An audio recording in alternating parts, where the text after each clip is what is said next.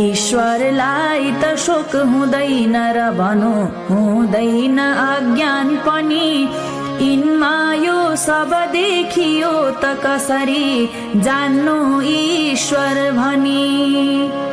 लोक यस्तो पनि भन्छ कोही भगवान यसमा विचार खुब गरी।